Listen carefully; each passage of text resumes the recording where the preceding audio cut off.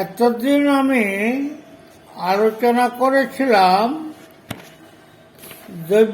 দ্রব্যগুণের মৌলিক সিদ্ধান্ত নিয়ে। আজকে আমি সেই বিষয়ের থেকে বিষয়ান্তর হয়ে চিকিৎসা সম্পর্কীয় মৌলিক সিদ্ধান্ত মানে বেসিক প্রিন্সিপালস অফ ট্রিটমেন্ট,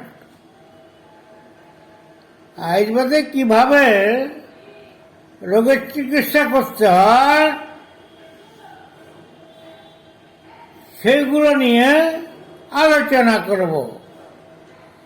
আর আমার আলোচনাটা তো সব সময় সেই প্রাচীন চরক থেকে একবিংশতি যুগের বিজ্ঞানের সঙ্গে সমন্বয় করা আলোচনা।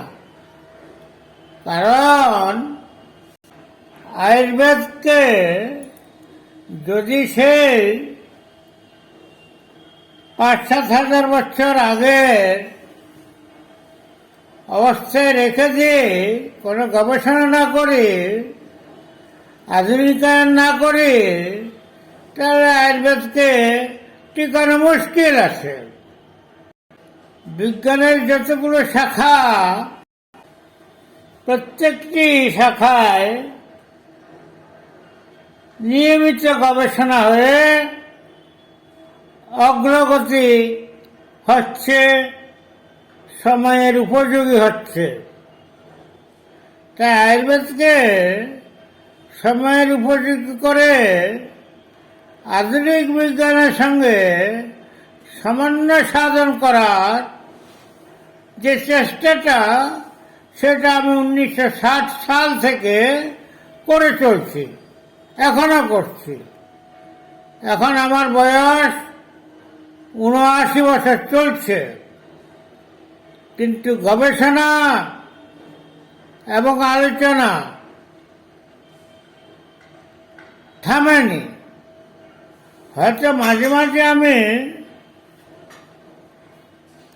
সরে থাকতে হয় বার্ধক্যজনিত কিছু কারণে, যেগুলোকে মডার্ন চিকিৎসা জেরিয়াট্রিক প্রবলেম বলে, সেগুলোর কারণে।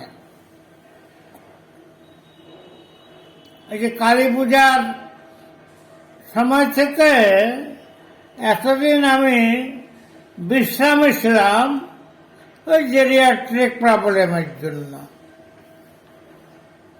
তো আজকে আবার মায়ের আশীর্বাদ নিয়ে শুরু করছি। আজকে বিষয়টি হচ্ছে রোগ নির্ণয় তত্ত্ব, কনসেপ্ট অফ ক্লিনিক্যাল ডায়াগনোসিস। আমরা যেটাকে আয়ুর্বেদে বলি রোগ নির্ণয়ন তত্ত্ব, সেটাকে মডার্ন চিকিৎসা বিজ্ঞান, আধুনিক চিকিৎসা বিজ্ঞান বা অ্যালোপ্যাথি বলে কনসেপ্ট অফ ক্লিনিক্যাল ডায়াগনোসিস। আগের দিনে এটাই ছিল ডায়াগনোসিসের প্রধান উপায়। তখন তো বিজ্ঞান এত উন্নত হয়নি, একটা পরীক্ষা নিরীক্ষা ছিল না। যখন ডাক্তারি পড়ি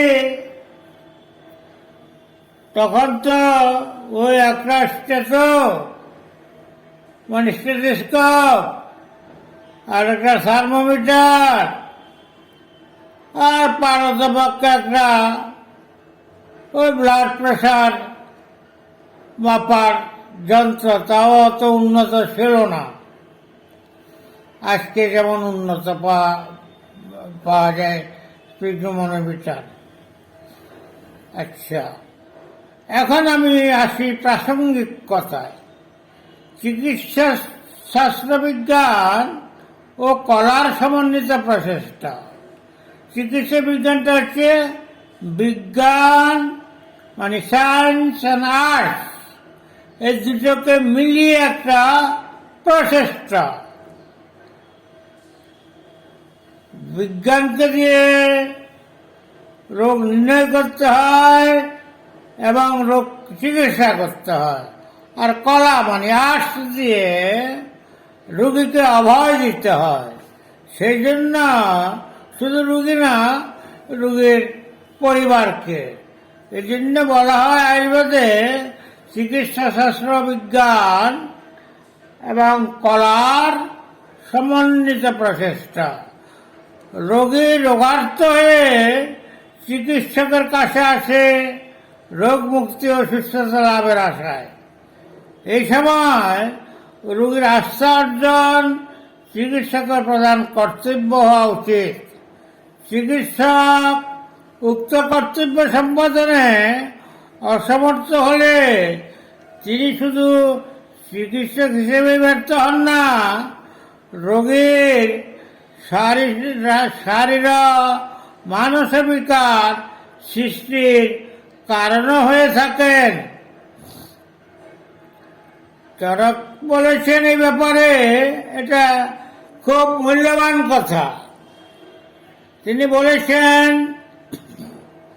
জ্ঞান বুদ্ধি প্রতিপেন যো না বিশতি যোগবিদ আতুরেশ্বন্তরত্তানং না সরোগান চিকিৎসতি। যেই চিকিৎসক তার জ্ঞান বুদ্ধি মানে প্রজ্ঞা বলে রোগীর অন্তরাত্মার মধ্যে প্রবেশ করতে অসমর্থ হয়, তিনি চিকিৎসা করতে সমর্থ হন না। তাই রোগীর পরীক্ষাকালে বিভিন্ন ধরন ও পদ্ধতির পরীক্ষা নিরীক্ষা এবং হৃদয়গ্রাহী বাক্যালাপ দ্বারা রোগীর আস্থা অর্জন করতে হয়।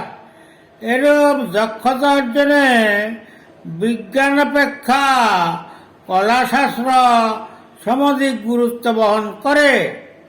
তাই বলেছিলাম চিকিৎসা বিজ্ঞান এবং কলার সমন্বিত প্রচেষ্টা।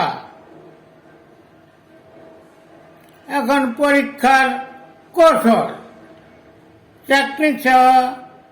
Techniques or methods of clinical examination।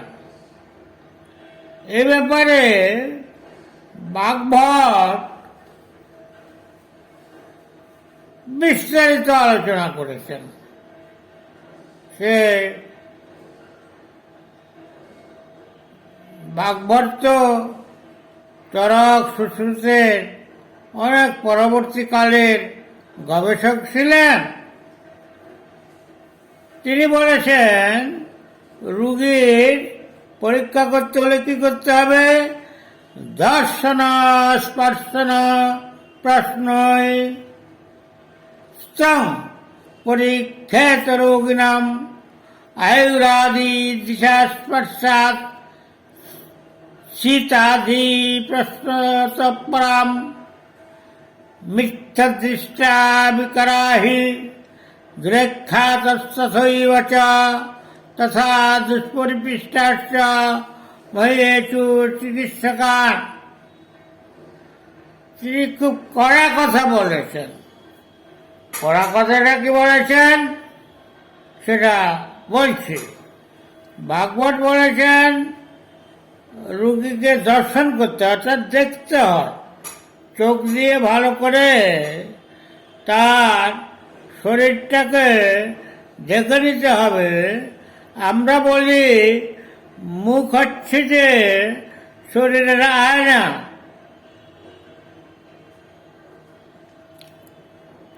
আমি তো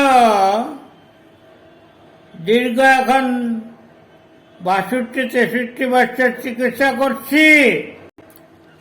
আমার পক্ষে এখন ওই নাড়ি পরীক্ষা করতে হয় না, প্রশ্নও করতে হয় না। রুগী এসে আমার সামনে বসলে আমি তার অবস্থাটা বলে দিতে পারি। সেটা হচ্ছে অভিজ্ঞতা। সেটা নতুন চিকিৎসকদের পক্ষে সম্ভব নয়। চিকিৎসা কর্মে যত দিন যাবে তত এই অভিজ্ঞতাটা বাড়ে। আয়ুর্বেদ বলেছে শতমারি ভবদ্বজ্জ সহস্রমারি চিকিৎসক। তাকে আমরা বৈদ্য বলবো যে অন্তত 100টা রোগীর মৃত্যু দৃশ্য দেখেছে, হাসপাতালে হোক অথবা রোগীর বাড়িতে গিয়ে হোক। আর সহস্র রোগীর মৃত্যু যিনি দেখেছেন তিনি হচ্ছেন চিকিৎসক, ফিজিশিয়ান। এখন বৈদ্য এবং ফিজিশিয়ান এর ডিফারেন্সটা শাস্ত্র ইন্ডিকেট করে দিয়েছে। এই যে ইন্টার্নি ডাক্তাররা তাদের সিনিয়রদের পেছনে ঘুরে ঘুরে রোগী দেখে দেখে অভিজ্ঞতাটা লাভ করে এই কারণে। পাস করলে তো আর ডাক্তার হওয়া যায় না। ডাক্তার হতে গেলে ডেডিকেশন লাগে, প্রচন্ড ডেডিকেশন, যেটা ঈশ্বর সাধনার মতো। নিরাকার পরম ব্রহ্মের সাধনা করতে যে কঠিন পরিশ্রম হয়, তেমনি চিকিৎসা বিজ্ঞানে ব্যুৎপত্তি লাভ করতে হলে অনুরূপভাবে সাধনা করতে হয়। সেই সাধনাটার কতকগুলো পদ্ধতি আছে। সেই পদ্ধতিগুলো নিয়ে ভাগবত আলোচনা করেছেন। আগে যে শ্লোকটা বললাম সে শ্লোকে, এখন সে শ্লোকটার ব্যাখ্যা করছি। দর্শন মানে দেখাচ্ছি, টু সি। রোগীকে ভালো করে নিরীক্ষণ করতে হবে। তারপরে স্পর্শন মানে তাকে স্পর্শ করে তার শরীরের উষ্ণতা, শীততা, তাপমাত্রা এগুলো দেখতে হবে, তার শরীরে জ্বর আছে কিনা। তৃতীয় যে মেথডটা সেটা হচ্ছে প্রশ্ন, জিজ্ঞাসা, মানে কোয়ারি করতে হবে। দর্শন দ্বারা আয়ুর্বেদিক অর্থাৎ আয়ু এবং রোগের সাধ্যতা বোঝা যায়। আর স্পর্শন দ্বারা শীত, উষ্ণ, মৃদু, কঠিন এবং নারীর পরীক্ষা করতে হয়। প্রশ্ন দ্বারা অপর বিষয়সমূহ পরীক্ষা করতে হয়। যেমন নিদানের তো 5টা রূপ আছে। নিদানং পূর্বরূপানি রূপানুপসারসতা। নিদান পূর্বরূপ, নিদান মানে কারণ, এটিওলজি। প্রথমে এটিওলজিটা জানতে হবে, মনে রাখতে হবে রোগ হওয়ার কারণ হচ্ছে প্রজ্ঞাপরাধ। ওই যে রবীন্দ্রনাথ গান গেয়েছেন না, আমি জেনে শুনে বিষ করেছি পান, প্রাণেরও আশা ছেড়ে সপেছি পরাণ। আমরা নিয়মিত জানা সত্ত্বেও কিছু ভুল করে ফেলি। যেটা খাওয়া উচিত নয় সেটা খায়, যেটা করা উচিত নয় সেটা করি। শীতকালে কিভাবে চলতে হয় সেই নিয়ম জানি, অথচ মানি না। গরমকালে কিভাবে চলতে হয় সেটা জানি, অথচ মানি না। এই যে জানি আর মানি না, এটার নাম হচ্ছে প্রজ্ঞাপরাধ, জ্ঞান পাপ। জ্ঞান হচ্ছে পাপ করা। তো রুগীকে জিজ্ঞেস করতে হবে, তুমি কি খেয়েছ এই কদিন আগে? তোমার যে বর্তমান যে অবস্থাটা, এটা জানতে আমার সেটা জানা দরকার। তুমি ঠান্ডা জলে কেমন করে কতবার ডুব দিয়ে স্নান করেছ, যার জন্য এই জ্বরটা এলো? তুমি কেমন রোদের ভিতর চলাচল করেছ? তুমি কি পাচক কিনা কোনো হোটেলের, অর্থাৎ অগ্নিতাপে তুমি তাপিত হয়েছ কিনা? এই সমস্ত ব্যাপারগুলো জানতে হয়। এগুলো প্রশ্নের দ্বারা বোঝা যায়। প্রশ্নের দ্বারা আরো বোঝা যায় উদরের লঘুতা, মানে পেটের লঘুতা, গুরুতা, মানে তোমার হজম প্রক্রিয়াটা কেমন চলছে, পায়খানাটা কেমন হচ্ছে, প্রস্রাবটা কেমন হচ্ছে, তৃষ্ণাটা কেমন, তুমি জল কতটুকু খাও, ক্ষুধা কেমন লাগে, তোমার বল কেমন লাগে, শরীর কি বল আছে না দুর্বল তুমি? এগুলো তো ডাক্তার তার সঙ্গে কুস্তি ধরে জানবে না, এগুলো ওই প্রশ্ন করে জানতে হয়।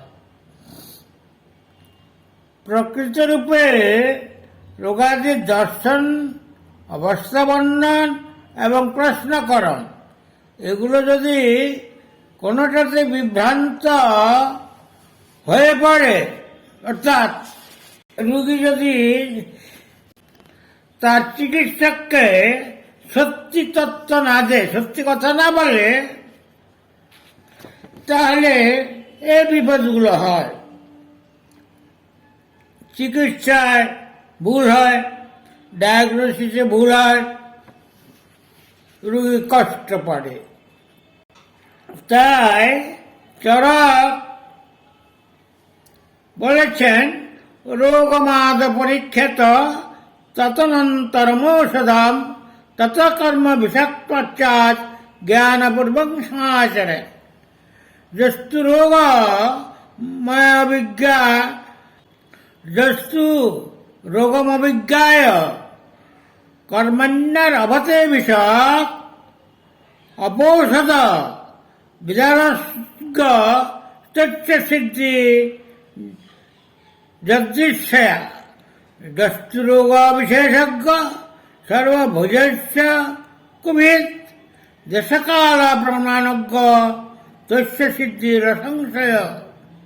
বড় কড়া কথা বলেছেন চরক। বলছে চিকিৎসা করার আগে আগে রোগ সম্বন্ধে জানতে হবে, ডায়াগনোসিস করতে হবে, পরে ওষুধ নির্বাচন করবে, তারপর জ্ঞানপূর্বক মানে রেশনাল ট্রিটমেন্ট করতে হবে। রেশনাল, জ্ঞানপূর্বক মানে রেশনাল, ওই হোমিওপ্যাথিক্যালি নয়। রোগের পেট ব্যথা হচ্ছে, তাকে মাথা ব্যথার ওষুধ দিলে চলবে না, ওই পেট ব্যথার ওষুধ, পেট ব্যথার কারণ জেনে তার ওষুধ দিতে হবে। যিনি রোগ বিষয়ে অজ্ঞ, ওষুধ বিষয়ে তিনি যদি বিশেষজ্ঞ হন, অর্থাৎ এমন অনেক ডাক্তার দেখা যায় তিনি মেডিসিনের হেড অফ দি ডিপার্টমেন্ট, অথচ রোগ বিষয়ে তার যথেষ্ট জ্ঞান নেই। তাহলে তার কাছে গেলে কি হবে? তিনি হয়তো দুইবার সফল কাম হতে পারেন, কিন্তু সবসময় তিনি যে সফল কাম হবেন তার কোনো নিশ্চয়তা নাই। আমরা এখনো দেখি অমুক doctor, head of the department of medicine, তার কাছে গেল, রুগী গেল। তিনি ডায়াগনোসিস সম্বন্ধে খুব সচেতন নন। রোগী বলল, উনি ওষুধ লিখে দিলেন। রুগী এলো, খেলো, আবার গেল, আবার গেল, আবার গেল, কিছুই হলো না। তারপরে এই ডাক্তার, সে ডাক্তার, ওই ডাক্তার করতে করতে রুগী হয়রান হয়ে যাচ্ছে। কারণ আগের যে বিশেষজ্ঞ ডাক্তার তাকে যেই ওষুধ প্রয়োগ করেছিলেন তার বিষক্রিয়া এত বিস্তৃত হয়ে গেছে, এখন কি পরের ডাক্তার সে বিষক্রিয়াকে সামলাবেন না রোগটা সামলাবেন? ফলে রোগীর কষ্ট বেড়ে যায়। এই জন্য চরক খুব কড়াভাবে এই কথাগুলো বলেছেন। তোমাকে ডায়াগনোসিস সম্বন্ধে প্রকৃত জ্ঞান অধিকারী হতে হবে, আর ট্রিটমেন্টের যে মেথডোলজি তা জানতে হবে, ম্যানেজমেন্টটা জানতে হবে।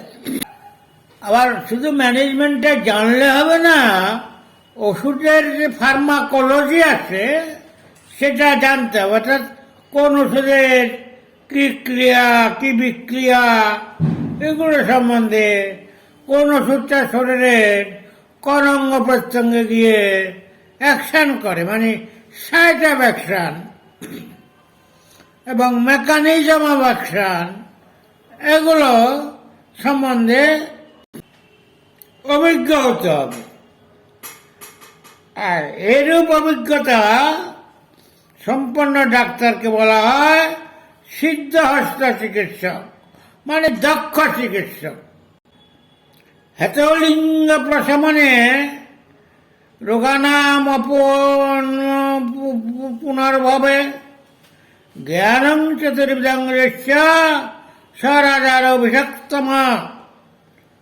এবার বলছি যে রাজ চিকিৎসক কাকে বলে, মানে রাজাদের চিকিৎসক হতে হলে, এখন অবশ্য রাজাদের যুগ নাই, এখন রাজারা হচ্ছে প্রধানমন্ত্রী দেশের বা প্রেসিডেন্ট, এরা আর কি।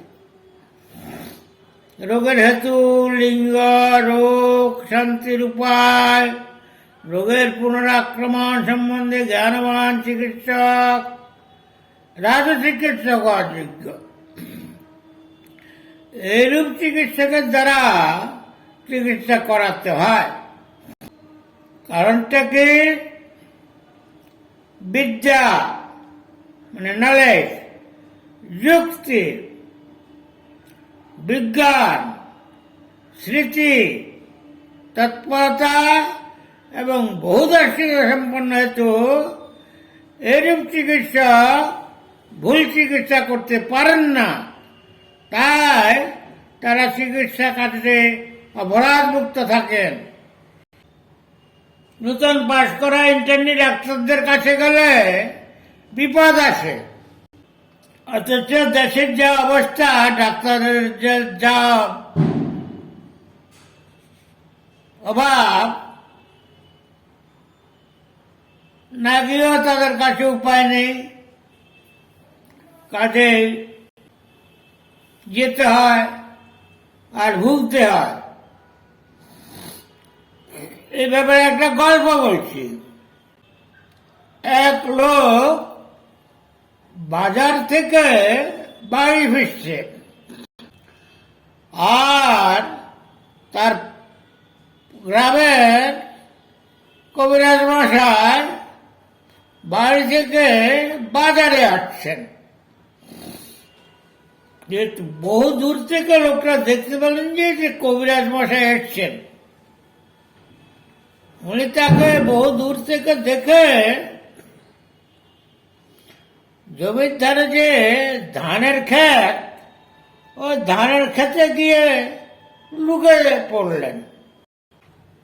আর কবিরাজ মশাই এটা কিন্তু দূর থেকে দেখেছেন। তার প্রতিবেশী লোকরা তাকে দেখে নিশ্চয় ওখানে লুকে পড়েছে। তারপরে উনি ওখানে বরাবর এসে তাকে ডাকলেন, এই নকল, আমাকে দেখে তুই লুকালি কেন রে? তুই ওখানে কি পায়খানা করতে নেমেছিস, না আমাকে দেখে লুকাইছিস? তো কি করবে, নকুল এলো। নকুল এসে অনেক দূরে দাঁড়ালো, রাস্তার আরেক পাশে, ওই বৈদ্যের থেকে অনেক দূরে দাঁড়িয়ে বৈদ্যের উদ্দেশ্যে হাত জোর করে প্রণাম করলো। কি বলে? যমরাজ নমস্তেভ্যম, না, বৈদ্যরাজ নমস্তেভ্যম, যমজ্যেষ্ঠ সহোদর, যম হরতি প্রাণান তং প্রাণানি ধনানি চ। হে বৈদ্যরাজ, কবিরাজদেরকে তখন বৈদ্যরাজ বলা হতো,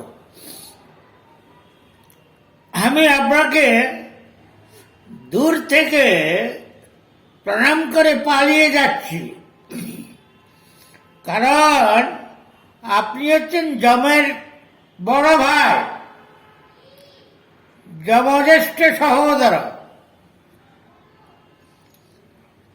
কারণটা হচ্ছে যম শুধু প্রাণটা নেয়, ধন নেয় না কারো, কারণ যমের ধনের প্রয়োজন হয় না।